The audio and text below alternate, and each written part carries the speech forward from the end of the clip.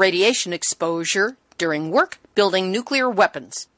But when you hear someone who is trying to get that compensation for these ill workers, and she tells you, I've heard many of the people that are on my email distribution list or on the Facebook pages many times quote that they think that Department of Labor's motto is delay, deny, and I hope you die.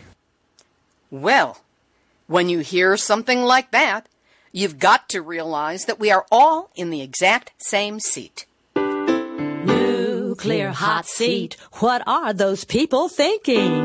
Nuclear hot seat. What have those boys been drinking? Nuclear hot seat. The corium is sinking. Our time to act is shrinking, but our activists are linking. Nuclear hot seat. It's the bomb. Welcome to Nuclear Hot Seat, the weekly international news magazine keeping you up to date on all things nuclear from a different perspective. My name is Libby Halevi. I'm the producer and host, as well as a survivor of the nuclear accident at 3 Mile Island from just 1 mile away. So I know what can happen when those nuclear so-called experts get it wrong. This week, Paul Gunter, Director of Beyond Nuclear, helps us understand the impact of last week's decision to end construction of 2 new nuclear reactors in South Carolina. The good news is that the new nukes won't be built, but the bad news is a whole lot of everything else. Then we talk with Terrie Barrie of ANWAG, the Alliance of Nuclear Workers Advocacy Groups, on the latest whistleblower revelation of intentional delays by the Department of Labor in providing life-preserving treatments to the government's nuclear weapons workers. Also, we'll be discussing what her group is doing to help.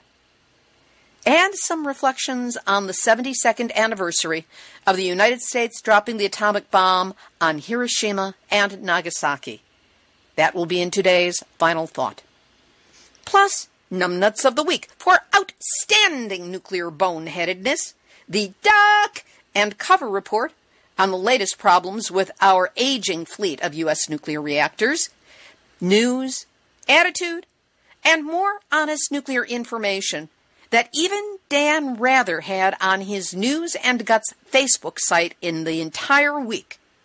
All of it coming up in just a few moments.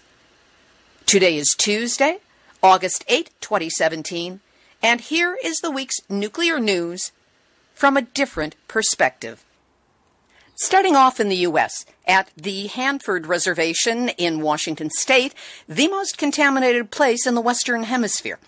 On June 8th, approximately 350 Hanford workers were ordered to take cover after alarms designed to detect elevated levels of airborne radioactive contamination went off. It was quickly determined that radioactive particles had been swept out of a containment zone at the plutonium finishing plant demolition site. At the time, Hanford officials called the safety measure precautionary. Officials from the U.S. Department of Energy, which owns Hanford, and the contractor in charge of the demolition, CH2M Hill, downplayed the seriousness of the event with statements including, "It appears workers were not at risk," and "there was no evidence radioactive particles had been inhaled." But much as Nuclear Hot Seat stated at the time, these official statements underestimated and misrepresented the seriousness of the event. King 5 TV in Seattle's investigators, including the esteemed reporter Susanna Frame, have discovered those statements are incorrect. An internal CH2M Hill email sent to their employees on July 21st states that a, quote, small number of employees showed positive results for internal exposures by radioactive plutonium. But sources have revealed that the small number of employees is 12 out of 65, or 20%, and still outstanding are 236 tests. Curiously, the one test for rapid diagnosis of plutonium contamination is a nasal smear test, and that was not administered to anyone. While CH2M Hill's July 21st email tried to downplay the seriousness of the exposure as less than a fraction of a standard chest X-ray, an X-ray lasts only a fraction of a second and all the radiation exits the body. This is about internal contamination. And plutonium, which is the most dangerous radioactive substance on the face of the planet, emits alpha radiation, which is the most destructive type to inhale or ingest. They destroy DNA and cause cancer, according to Dr. Marco Kaltofen of the Nuclear Science and Engineering Program, Department of Physics, Worcester Polytechnic Institute. It is not known why the workers on June 8th were not wearing full respiratory protective gear. In South Carolina, with the decision to shut down a two-reactor project at the VC Summer Nuclear Station, bipartisan leadership of the state Senate are calling for a special session of the legislature to deal with the situation. Lawmakers are considering making changes to the Public Service Commission and laws that allowed South Carolina Electric and Gas to raise rates before the project was complete. The company has raised rates on customers 9 times since the project was announced. And the builders are planning to have a reimbursement plan in place so that they will be compensated over the next 60 years for their incompetence. We'll have more on the VC summer shutdown during our interview with Paul Gunter. In a related story, the Vogtle Electric Generating Plant in Waynesboro, Georgia, has seen its cost doubled since it was first proposed in 2008. Its current estimate for completion is $25 billion, and that's just the current estimate. Southern said it would make a recommendation to Georgia regulators later this month about whether it would proceed with the project or not. We vote not. A Labor Department whistleblower has claimed that government officials are purposefully thwarting ill workers or their widows' claims for compensation required by law.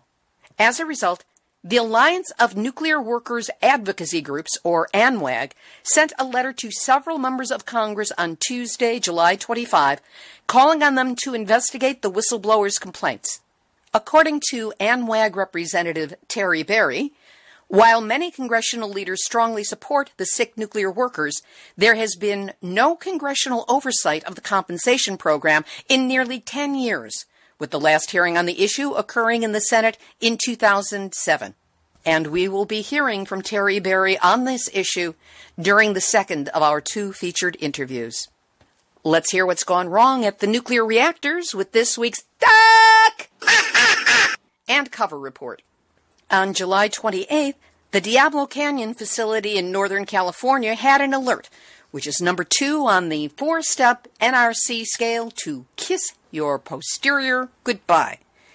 There were low oxygen levels inside containment, and it took 7 hours to get the problem resolved.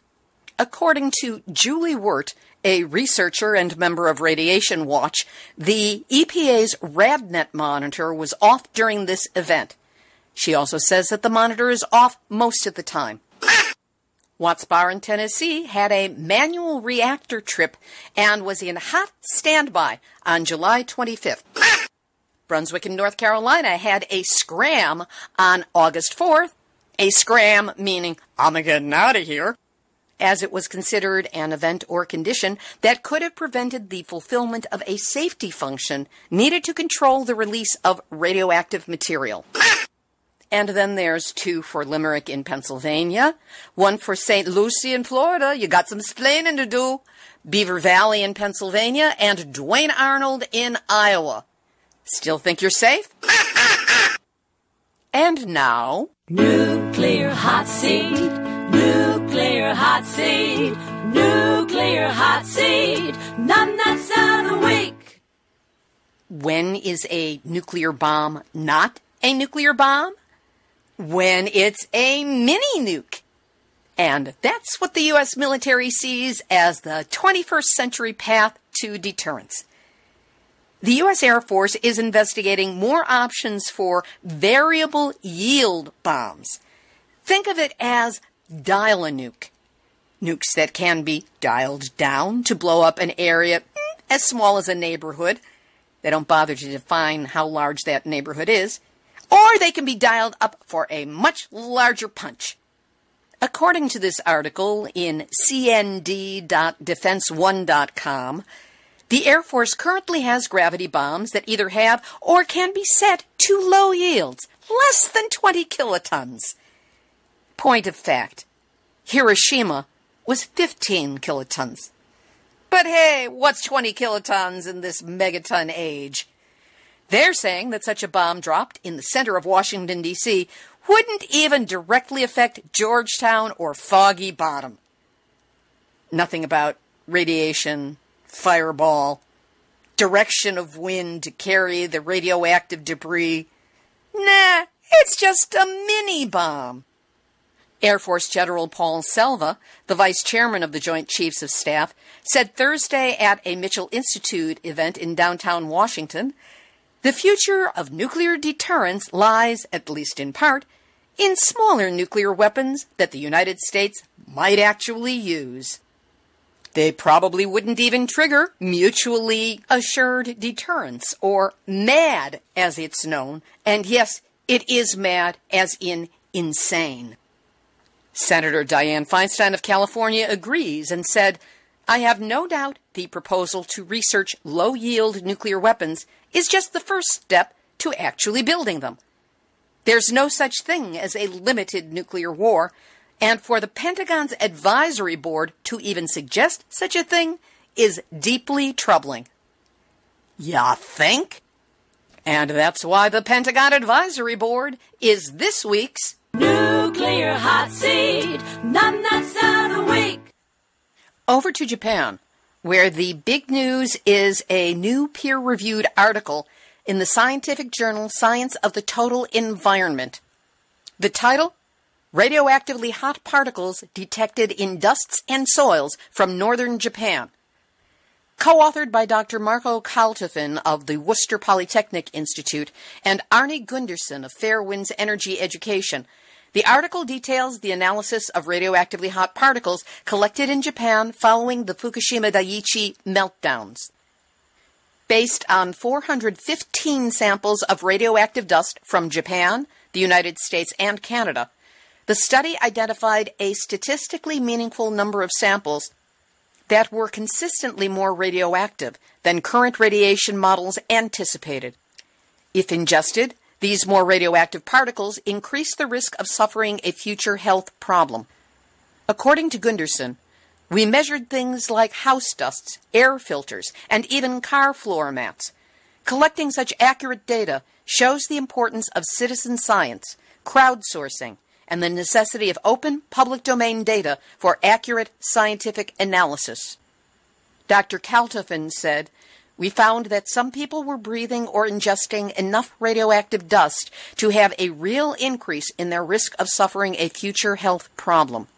This was especially true of children and younger people who inhale or ingest proportionately more dust than adults. To evaluate the biological effect of the Fukushima Daiichi nuclear disaster, relative differences in the growth of wild Japanese monkeys were measured before and after the disaster in 2011 in Fukushima City, which is approximately 70 kilometers or 43 miles from the nuclear power plant. Comparing the relative growth of 31 fetuses conceived prior to the disaster and 31 fetuses conceived after the disaster showed that body weight, growth rate, and proportional head size were significantly lower in fetuses conceived after the disaster. No significant difference was observed in nutritional indicators for the fetuses' mothers. And Japanese officials and engineers tasked with preventing the release of radioactive material during debris removal from the Fukushima nuclear site in Japan are visiting Mississippi State University to learn about the university's expertise in evaluating components of radioactive containment systems. It's only been 6 years. Maybe that's why Arnie and Marco were able to find so much radioactive dust to test. In Taiwan, that country's Atomic Energy Council has established the first food testing lab for Japanese food imports, which can test up to 1,700 samples per month and would run tests on food samples sent by customs offices in northern Taiwan. No, a regular radiation monitor will not do it when it comes to testing food. Last year, the Ministry of Health and Welfare's plan to lift a ban on food imports from Japan's Gunma, Tochigi, Ibaraki, and Chiba prefectures led to a public outcry amid fears that food from these areas were affected by the Fukushima Daiichi nuclear power plant disaster in March of 2011. The United States, on the other hand, does not and never has tested for radiation in food or any other substances from Japan. Did you know that Cuba has treated over 26,000 Chernobyl nuclear disaster victims? The program ran from 1990 to 1995, and 84% of the total number of patients treated were children from Ukraine, Russia, and Belarus. And the medical program was free of charge. In the wake of the UN passing a ban on nuclear weapons, a group of leading doctors and healthcare professionals in Britain have called on that country to work towards multilateral nuclear disarmament. Oil-rich Kuwait is getting out of nuclear investment, selling shares in the beleaguered French Arriva Group. And in Scotland, wind energy powered all of their households for 6 months. We'll have this week's featured interviews in just a moment. But first, for those of you who are new to Nuclear Hot Seat, welcome aboard. Each week, the nuclear industry and those who oppose it provide quite a ride. And if you couldn't tell any of it was happening if all you follow is mainstream media, I'm not surprised. That's why Nuclear Hot Seat exists, to give a caring, compassionate, and concerned person like you a regular weekly dose of nuclear news you can count on to be honest. We also include a message asking listeners to help us out with a donation so that we can keep running and growing in our outreach. A donation of any size is deeply appreciated, and we do need it to pay our expenses. So just go to nuclearhotseat.com and click on the big red donate button. And if you're looking for a simple, inexpensive way to support the show on a monthly basis, we now have a big green donate button, which allows you to set up a recurring donation of $5 a month. That's the price of a cup of coffee with a decent tip to the barista. So buy Nuclear Hot Seat a cup of coffee this month and every month. And know that whatever you can do to help us meet our expenses and keep the show alive and growing, you have my gratitude. This week, we're talking with experts, genuine experts, on two of the stories that have been in the nuclear news in the past week. First up, Paul Gunter. He is Beyond Nuclear's director of the Reactor Oversight Project. Paul specializes in reactor hazards and security of operating reactors, prevention of new reactor construction, regulatory oversight, climate change, the nuclear power, nuclear weapons connection, organizing and movement building, radiation impacts on health, and wildlife impacts. So when the VC summer construction in South Carolina ground to a screeching halt last week, I knew who I wanted to help explain to you some of the implications of this dramatic shift in the expectations of the nuclear industry. Paul Gunter, thanks for joining us on Nuclear Hot Seat. Well, thank you very much, Libby. The South Carolina utility SCANA and Santee Cooper have decided to end construction of the two new VC summer nuclear reactors in Fairfield County, South Carolina. How big a win is this for the people who oppose nuclear, and are you perhaps dancing the happy dance over this?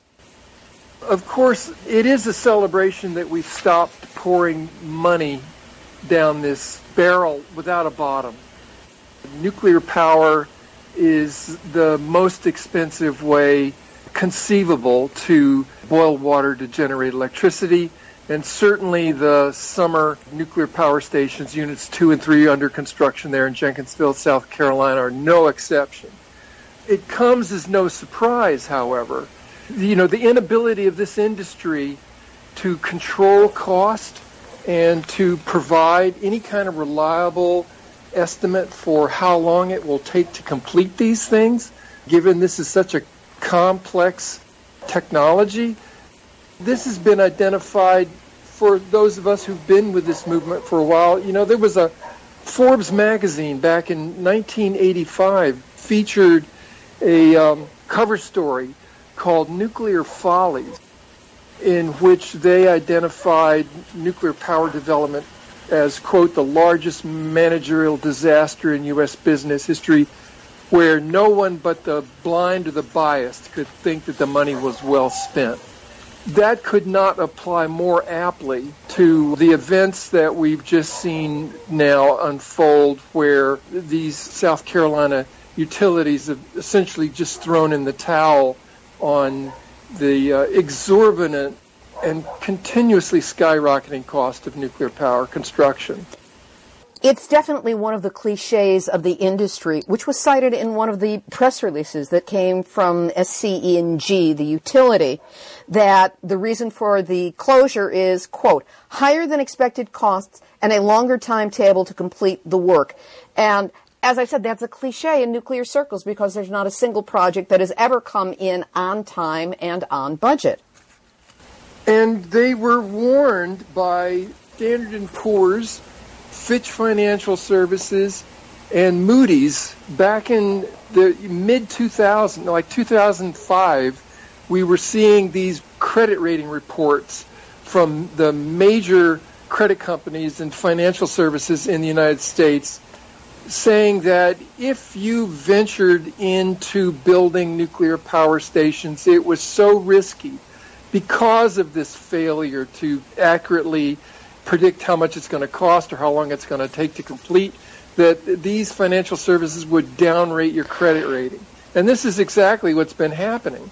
And it's precisely why all of these nuclear power plant owners, they were never able to get any kind of financing from Wall Street, from professional investors, because nobody was going to put any money on this. And in fact, even the utilities themselves were unwilling to risk any of their finances. And so the construction has always been on the back of the ratepayer and the taxpayer, either through, as in the case of the Vogtle nuclear power stations under construction in Georgia, identical units to the Summer 2 and 3. These are the AP1000. They're still using ratepayer and taxpayer money through federal loan guarantees from the Department of Energy to continue that construction. And the burden has been on the ratepayer in South Carolina to finance construction. And what's happened is they've simply run out of money. The financing in South Carolina seems like a Ponzi scheme built on the back of the ratepayers.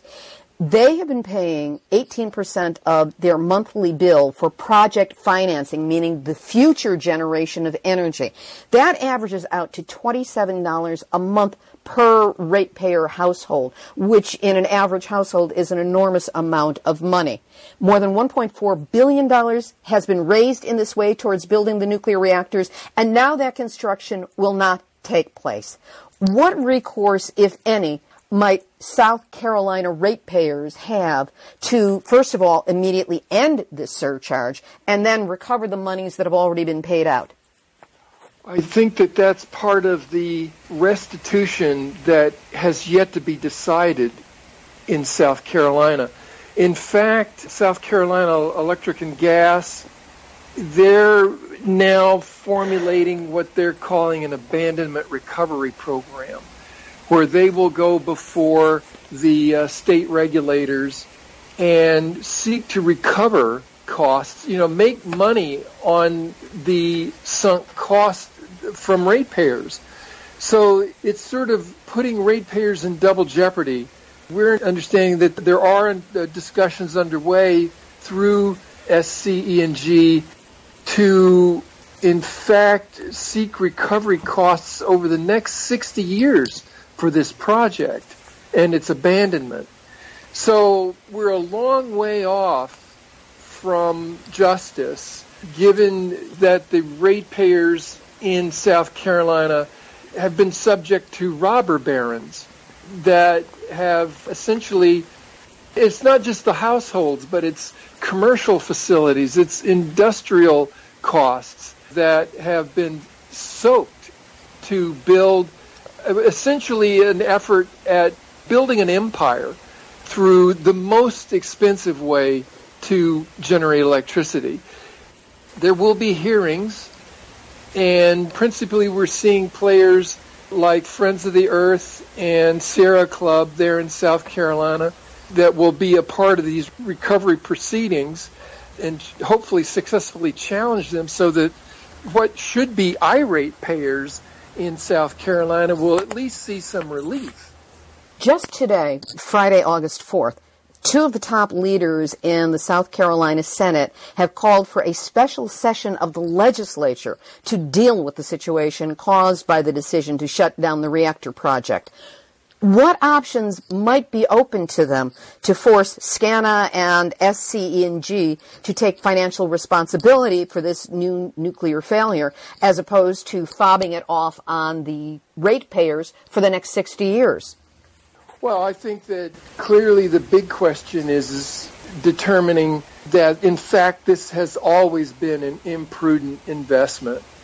And again, going back to the fact that Standard & Poor's and all the other financial services had issued white papers, credit rating warnings to all these companies that were venturing into applications for new construction.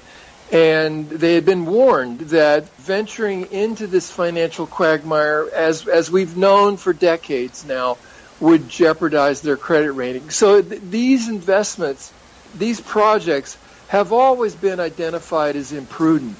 And so what happened here was that the ratepayers were essentially taken advantage of in an imprudent venture, and so they should not be penalized. In fact, they should find restitution from these companies.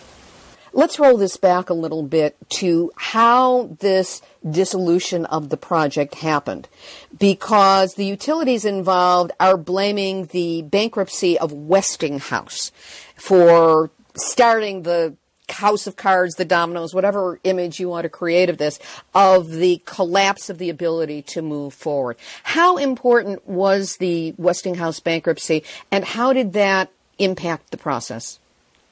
You know, this has been more akin to a circular firing squad. I don't think that SCE&G can lay the blame on Westinghouse when, in fact, they bought into the AP1000 design when they knew that there were problems with this design. And Westinghouse is the company that designed this reactor, correct? Westinghouse Electric is the largest designer and manufacturer of nuclear power plants in the world. And the fact that these cost overruns, these mismanagement problems, the design problems, these all contributed to Westinghouse's bankruptcy itself. You know, the cost overruns, originally Summer 2 and 3 project, the cost was projected at somewhere like $9 billion for the completion of these two nuclear power stations. Long about October 2015, however, the cost overruns had mounted to such a degree that Toshiba, which is the parent company of Westinghouse Electric, and Westinghouse, they essentially had established a fixed contract of, by then, $14 billion. So they were already compensating for the cost overruns. And when they went bankrupt, that fixed contract went out the window. And essentially that's where the whole domino started to fall. So they were guaranteed up to $14 billion for the project, and it turns out with the cost overruns, that would not be enough. Is that accurate? That's accurate. And that, in fact, given their just halfway through the project and 6 years approximately and that is a lowball number behind completion. We're looking at a potential cost of upwards of $25 to $29 billion for the completion. Again, this is simply not a sustainable formula. It's akin to like thinking about burning antiques in your wood stove. It simply is not sustainable, and it's never been sustainable.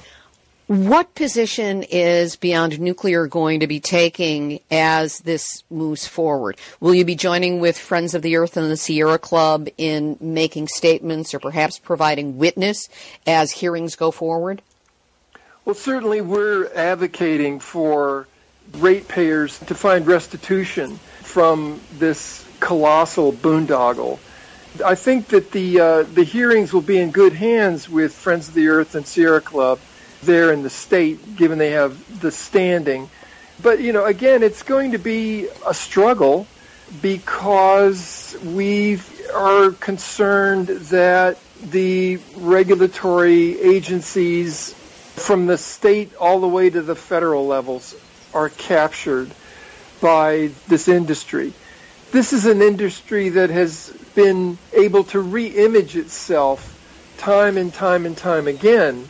And I'm sure that they are not done yet in terms of, again, trying to win the cost of abandonment of these two-reactor projects. They will try to soak the ratepayers still more for this. So clearly there's a fight now for justice for ratepayers in South Carolina. Again, this is going to be a fight that will extend into Georgia as well, given that Southern Company and Georgia Power are essentially now under the weight of the collapse there in South Carolina. And these are the two companies that are involved in the construction of the Vogtle nuclear reactors, correct? Yes, Vogtle Units 3 and 4. And we're seeing, again, the same formula for the inability to accurately control the cost of completion or predict the time to completion.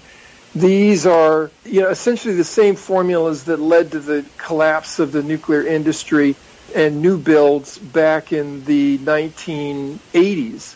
And the fact that what was framed as a nuclear renaissance when they started this again in 2005 is really, again, demonstrated now to be a relapse to the same problems that forced 100 units into closure, construction projects that were proposed or licensed that had to be abandoned because, again, nuclear power cannot be controlled in its cost or its time to completion, and ultimately what's ever done with the nuclear waste. Well, that's a whole other discussion that I have regularly with Kevin Camps of Beyond Nuclear. Anything you would like to add at this point that you feel we haven't covered?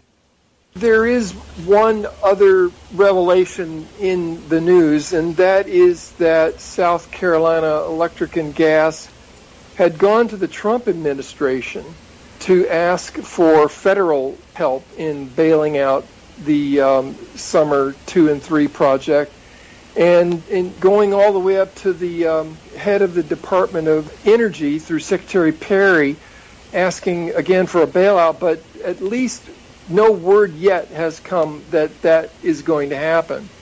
We're all familiar with President Trump in his June 2017 announcement called Unleashing American Energy, where he was boasting about how he would back nuclear power development in the United States. But even now, I think that they're realizing that that dog doesn't hunt. And here's hoping that it never does. Paul Gunter, thank you so much for taking the time today to be with us at Nuclear Hot Seat, and we look forward to our future conversations with you as well. Thank you again. Paul Gunter. You can connect to Paul and to an amazing website filled with information at beyondnuclear.org. Next up, Terrie Barrie. She is a worker advocate with Cold War Patriots, a group with the slogan, honoring nuclear and uranium workers who proudly served our country. Terrie is the Rocky Flats Special Exposure Cohort co-petitioner, and she works as part of the Alliance of Nuclear Workers Advocacy Groups, or ANWAG, on the Energy Employees Claimant Assistance Projects. What she does is help radiation-exposed workers get compensation under a little-known government program. And this government program actually admits that exposure to radiation is implicated in at least 22 named cancers. Here she is responding to last week's news from a whistleblower about what's going on at the Department of Labor. Terrie Barrie, so good to have you back with us here on Nuclear Hot Seat. It's a pleasure.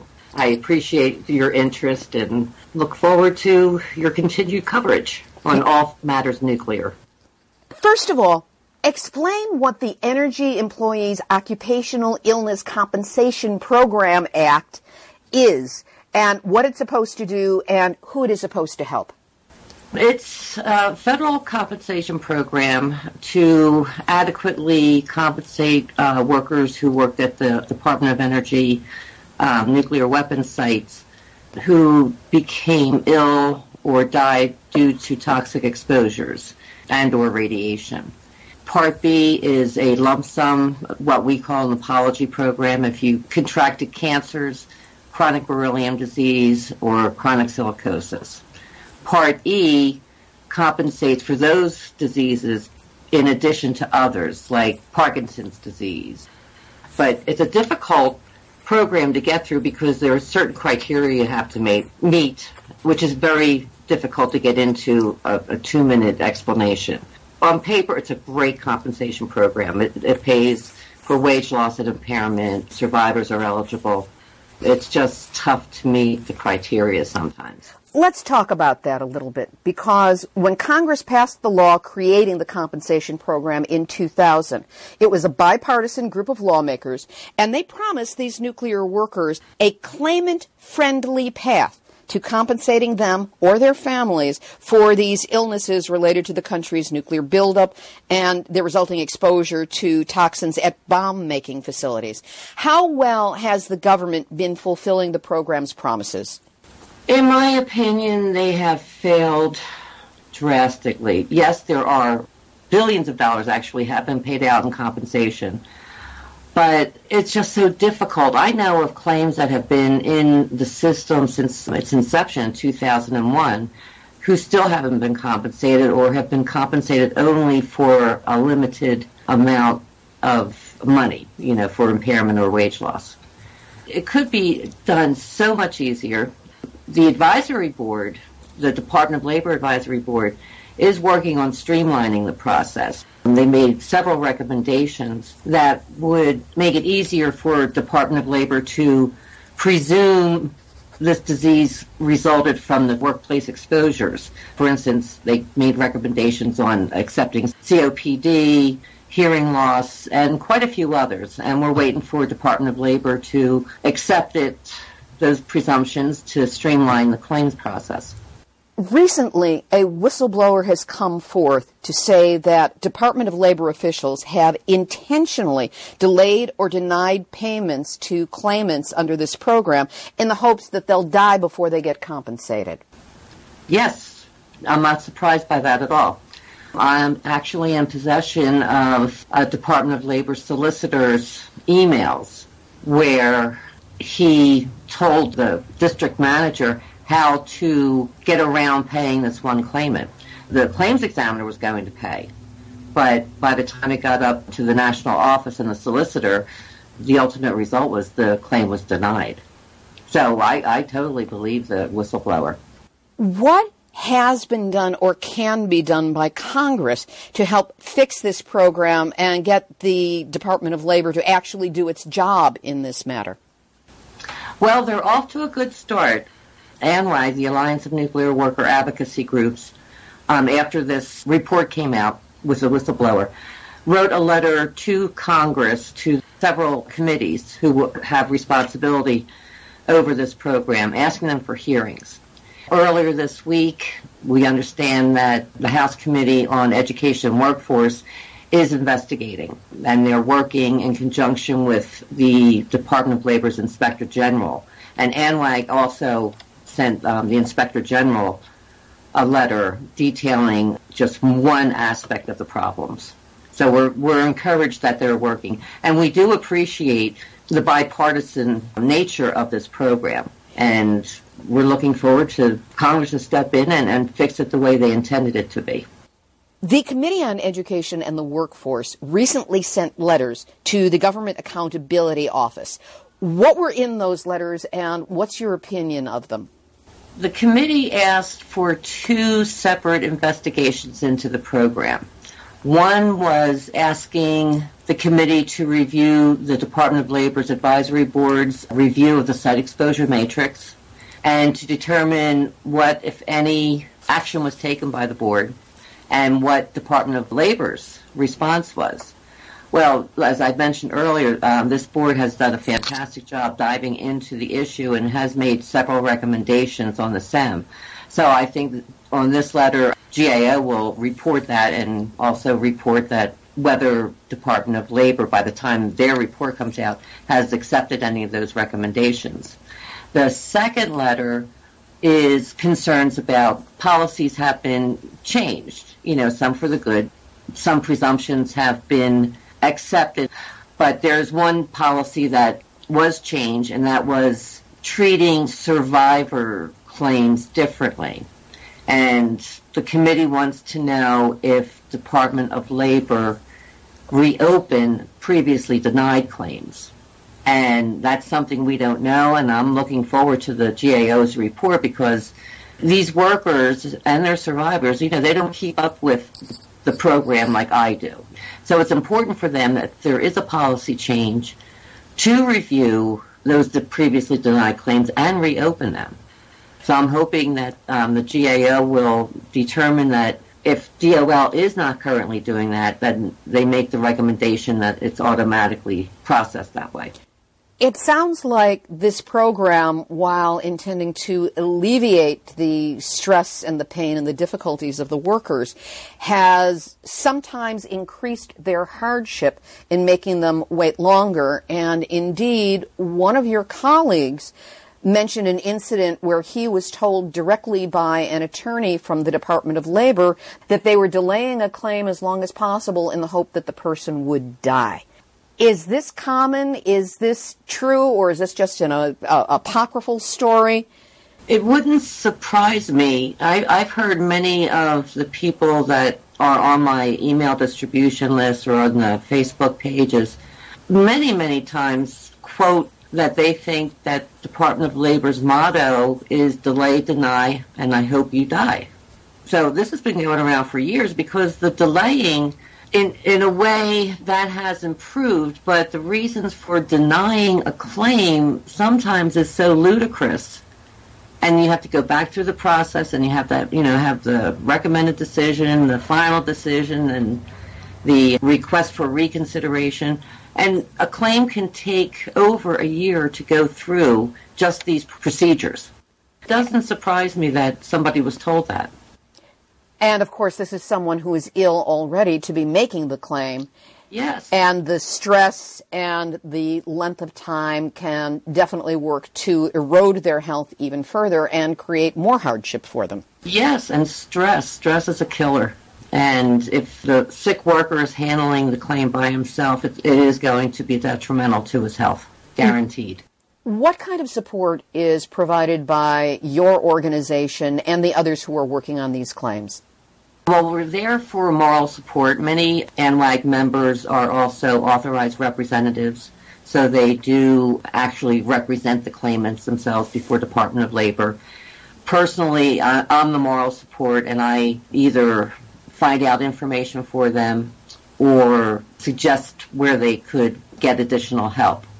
My main purpose, mine, is to monitor the program. I check Department of Labor every day, sometimes even twice a day, and share that information with everybody so everyone knows what's going on. And I also work with the press, and I also keep congressmen, certain staffers from Congress informed of what the problems are, or the good things. Always good to celebrate the good things and reinforce those. What other areas of the program are experiencing problems or delays? The one biggest gripe I have is the Freedom of Information Act request. Sometimes we need this not just to find out the dirt on the program, but we need this to help support claims. For instance, I have a FOIA request for a Department of Energy document that Department of Labor has, and I requested that, months ago, and I still haven't gotten it. And I need that for the Rocky Flats petition process. And that is just really, really bothers me. I understand that there's a problem. We just started investigating this with delays in getting medical procedures, home health care, medically durable equipment approved in a timely manner. I understand that it has really slowed down, and this is for people who have already been covered, and sometimes who already have this equipment, but every 6 months you need to go through this process for reauthorization, and it's slowed down. And we just started investigating this. There's a poll up on www.eecap.org that we're asking people to respond to so we can see the depth of the problem. What concerns do you want the listeners of Nuclear Hot Seat to know about that perhaps they can take action on, and what might that action consist of? I think this issue with the whistleblower bravely coming forward, is important. We were unaware of this whistleblower. We had no idea he existed. And we mutually confirm each other's issues without knowing about it. For the listeners, I would like them to contact their legislators and say, hey, especially the House Committee on Education and Workforce, and say, yes, this needs to be investigated thoroughly and completely. Hearings if necessary. That's what I would like. And we will, of course, include any links up for further information on the website, nuclearhotseat.com, under this episode. Great, thank you. I really appreciate that. Anything else you'd like to share with the listeners? If you know of a worker who has become ill from working at Department of Energy bomb factory, please have them reach out to me or Cold War Patriots, and we can help assist you with the claims process. There's a lot of people who still don't know about this program, and we're trying to make sure that everybody who deserves compensation gets compensation. Terrie Barrie of the Alliance of Nuclear Workers Advocacy Groups and Cold War Patriots. If you believe you are dealing with negative health impacts from exposure to radiation and other toxins that you got dosed with while working in the U.S. nuclear weapons program, the contact information for Terrie Barrie and ANWAG will be on our website, nuclearhotseat.com, under this episode, number 320. Activist shout-out! A great watery protest last Sunday afternoon in Canada, where a flotilla of more than 30 watercraft, from kayaks to flat-bottomed tour boats carrying 150 people, assembled offshore of Chalk River Laboratories, floating on the Ottawa River, in order to deliver a message to Canadian nuclear laboratories, a resounding no to the proposed near-surface disposal facility for radioactive nuclear waste. We covered this issue at length 3 weeks ago on Nuclear Hot Seat number 316, July 11, 2017, when we interviewed Dr. Gordon Edwards of the Canadian Coalition for Nuclear Responsibility. You can get all the details there. Meanwhile, a big shout-out to Nuclear Hot Seat listener and supporter Ray Masalis, who almost got lost looking for the dock from which to launch his boat, but finally made it and was one of those 150 people out on the water. Wish we could have been there with you, Ray.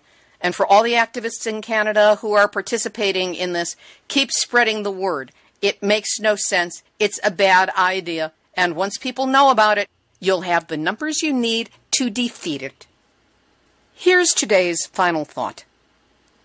Last Sunday, August 6, marked the 72nd anniversary of the dropping of the atomic bomb by the United States on Hiroshima. And tomorrow, August 9, marks the 72nd anniversary of the dropping of the atomic bomb on Nagasaki. As the world seems to be ramping up to consider as rational the use of nuclear weapons, it's most certainly not, I realize that we're considering nukes again because, in truth, few people know exactly what they are, what they do, and the devastating impact they have on all life. After Japan surrendered, the U.S. quickly clamped down on access to Hiroshima, especially by journalists. Yes, you can call it censorship because that's exactly what it was. They didn't want the truth of what had happened getting out.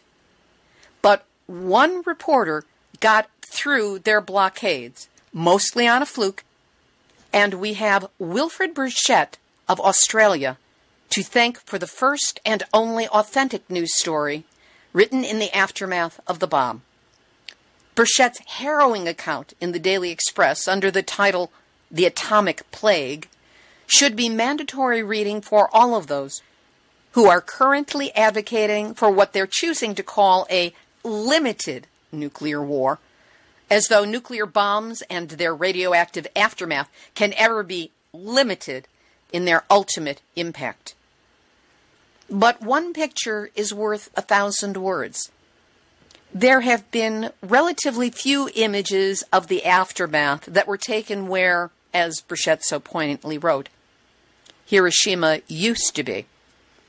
Most pictures are of rubble and distant shots of the destroyed city, with the skeletal dome of the Hiroshima Commercial Exhibition Hall, now known as the Peace Dome, in the background.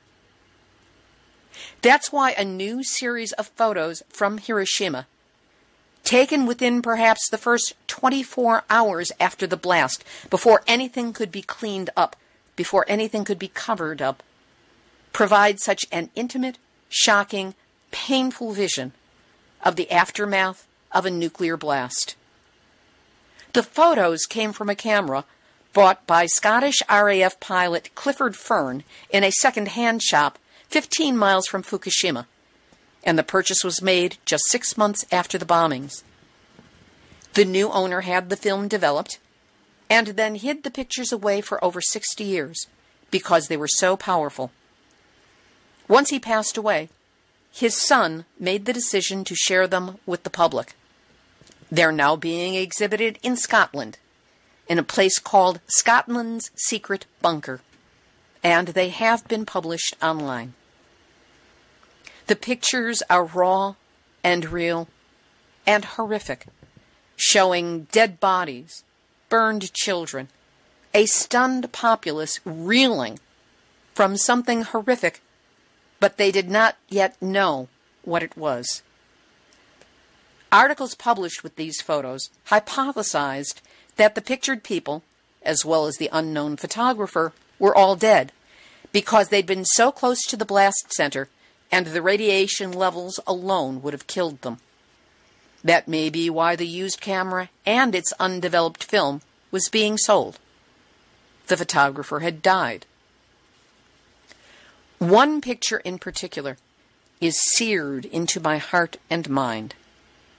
In it, a burned and bloodied woman holds her burned and bloodied infant and tries to breastfeed. An attempt at the continuance of life in the middle of all that death. It's a picture that, to me, says everything I need to know about nukes. Those who advocate for nuclear war, be it so-called limited or all out back to the Stone Age, haven't a clue what they're really talking about. We who are conscious must make the obscene nature of nuclear bombs known. So I suggest that you bone up on this information. I suggest that you read Burchett's story, his warning to the world. Then look at those new pictures of a 72-year-old atrocity. Then go to Nuke Map and drop a computer-generated Hiroshima bomb on your neighborhood. Know that if it should happen for real, and you're lucky enough to survive, if we're going to call that lucky, some photographer may capture the scene, and some journalist may avoid the censors long enough to record your truth. More likely, it would all die with you. But rather than wait for any of that to happen, take whatever you're feeling as a result of reading and looking at those images and seeing what a bomb would do to your hometown, and then go to don'tbankonthebomb.com and learn how you can use your money to choke off the money that's going to the nuclear war industry. Do it for the mothers. Do it for their infants. Do it for the planet and the future, so that we actually have one. This has been Nuclear Hot Seat for Tuesday, August 8, 2017. Material for this week's program has been researched and compiled from King 5 NBC in Seattle and their ace reporter Susanna Frame, WLTX.com, Wall Street Journal, freebeacon.com, miningawareness.wordpress.com, deunrenard.wordpress.com, nuclear-news.net, mlive.com, reviewjournal.com, defense1.com, gizmodo.com, Reuters, denver.cbslocal.com, usatoday.com, Fairwinds Energy Education and Arnie Gunderson, Truthout, Mainichi.jp, nature.com, Cielo, Cuba-solidarity.org.uk, BMJ.com, globalcitizen.org, the brain-dead Judas Goats who write PR stories for World Nuclear News, U.S. Nuclear Regulatory Commission event reports accessed with the guidance of Erica Gray of the Sierra Club, and a shout-out to the adorable Nuclear Hot Seat listeners and followers, all of you, for your awareness, your support, and your love of this planet. Thanks for gathering at the Nuclear Hot Seat blog site on Facebook. Be sure to stop by, click like, post, and share. As for Nuclear Hot Seat, theme music written by me, sung by Marilee Weber, accompaniment by John Barnard, recorded at Winslow Court Studio in Hollywood. If you have a story lead, a hot tip, or a suggestion of someone to interview, send an email to info@nuclearhotseat.com. We are copyright 2017, Libby Halevi and Hardestry Communications. All rights reserved, but fair use allowed as long as proper attribution is provided. And a reminder that if you appreciate weekly verifiable news updates about nuclear issues from around the world, delivered with as much humor as I can possibly squeeze into it, take a moment and send a donation or a supporting donation to nuclearhotseat.com. This is Libby Halevi of Hardestry Communications, the heart of the art of communicating, reminding you that we can always come up with the date that a nuclear emergency starts, but we can never come up with a date that it's over, because it never ends. So you've just had your nuclear wake-up call. Now don't go back to sleep, because we are all in the nuclear hot seat. Nuclear hot seat. What are those people thinking? Nuclear hot seat. What have those boys been drinking? Nuclear hot seat. The corium is sinking. Our time to act is shrinking, but our activists are linking. Nuclear hot seat. It's the bomb.